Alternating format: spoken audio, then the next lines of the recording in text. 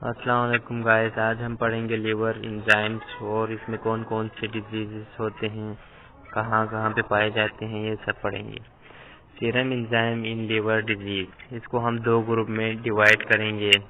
एक hepatocytes damage की वजह से और दूसरा कोलेस्ट्रोसिस की वजह से। अब इनको हम फर्दर डिवाइड करेंगे। तो हेपेटोसाइट्स में दो एंजाइम्स आते हैं हमारे पास, एस्पार्टेट एमाइनोट्रांसफेरेज AST और एलेनिन एमाइनोट्रांसफेरेज ALT।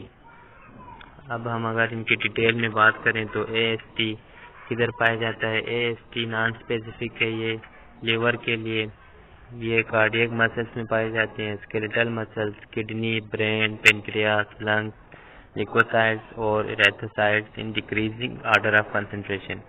अगर इसकी हम नॉर्मल वैल्यू की बात करें तो ये 0 से लेकर 41 इंटरनेशनल पर यूनिट लीटर होता है। और अगर ALT की बात करें तो ये ALT स्पेसिफिक होता है लीवर के लिए और ये सिर्फ लीवर में पाया जाता है।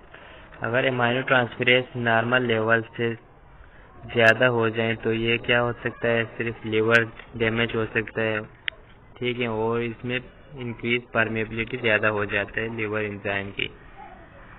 अगर लीवर एंजाइम 300 तक पहुंच जाए तो ये नॉन स्पेसिफिक है और इससे कोई भी लीवर डिसऑर्डर हो सकता है। और अगर एमाइनो ट्रांसफेरेज 1000 तक पहुंच जाए तो ये हेपेटोसेलुलर इंजरी हो सकता है, वायरल हेपेटाइटिस हो सकता है, एस्कीमिक लीवर इंजरी की वजह से हो सकता है और ये प्रोलॉन्ग हाइपोटेंशन भी कर सकता है। अब हम अगर बात करें कोलेस्ट्रोसिस क्या होता है।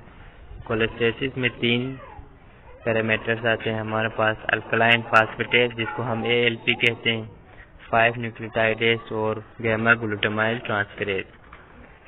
अब बात करें ALP की तो ALP लीवर में पाया जाता है, बोन में पाया जाता है, प्लेसेंटा में और बहुत कम मकदार में स्मॉल इंटेस्टाइन में पाया जाता है। ये भी एक नॉन स्पेसिफिक पैरामीटर है।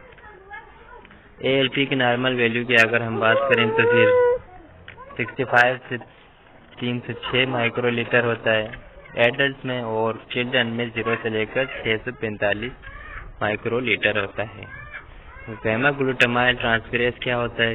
गामा ग्लूटामाइल ट्रांसफेरेज एक एसिडिक ट्रांसपोर्ट अमीनो एसिड को ट्रांसपोर्ट करता है अक्रॉस मेम्ब्रेन के आर पार। ये किधर पाया जाता है, ये बाइलरी डक्ट में पाए जाते हैं, लीवर, किडनी और पेनक्रियास के। ये एज अ मार्कर यूज किया जाता है अल्कोहल यूज करने वालों के लिए, और इसकी वजह से क्या होता है, लीवर डिजीज और लीवर सिरोसिस होता है। इसकी नॉर्मल वैल्यू की बात करें तो ये 0 से लेकर 30 तक होता है। 5 न्यूक्लियोटाइडेज क्या होता है, ये हेपेटाइटिस में इंक्रीज हो जाता है और बाइलरी ऑब्स्ट्रक्शन में ये की वजह से इंक्रीज हो जाता है। इसकी नॉर्मल वैल्यू 2 से लेकर 17 तक होता है। Thank you. चैनल को सब्सक्राइब करें मोर वीडियोस के लिए।